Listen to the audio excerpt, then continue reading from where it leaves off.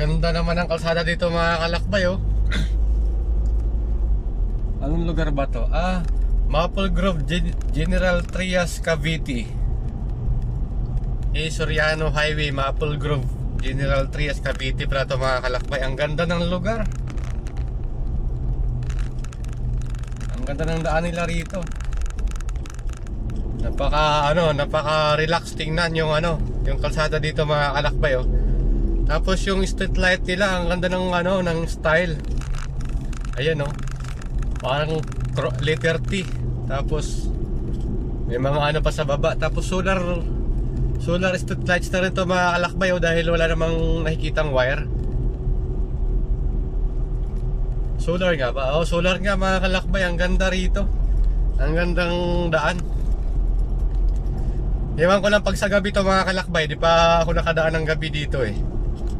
Hindi ko pa nakikita yung street lights nila kung gaano kaganda yung liwanag rito. Pero talagang nakakamangha din yung daan na to. Tapos yun nga, walang traffic, walang masyadong sasakyan. Maple Grove ng Soriano Highway, General Trias Cavite. Shortcut to mga kalakbay. Galing ka ng City Hall ng General Trias, papunta ka ng Kawit, dito ka na dumaan. O papunta ka ng Maynila, dito ka dumaan. Shortcut to. Nasa lang to, mga kulang-kulang 3 kilometers lang yung parang, di ko alam kung boulevard yung tawag nila dito eh. Pero maganda talaga siya. Kita nyo naman, walang kaagaw sa daan. Tsaka maliwalas tingnan, kaliwat kanan may mga puno, ganyan.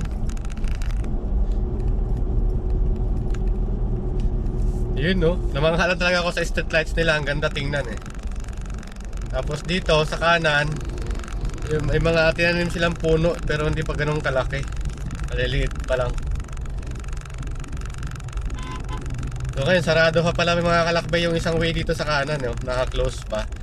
Pero may isang exit dito na binigay dito. Siguro pag nag-open yun, mas mas shortcut yun kasi doon pa yung sa unahan lalabas eh. So ito na yung highway na papuntang Manila. Pagka kanan ka, papuntang Kawit. Tapos pagka pakaliwa naman, yung papunta ng Naik at saka yun, Naik, Tansa. So dito ako sa kanan mga kalakbay, dahil papunta ako ng Maynila ngayon.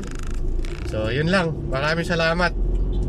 Sana makatulong to sa mga motoristang dadaan dito.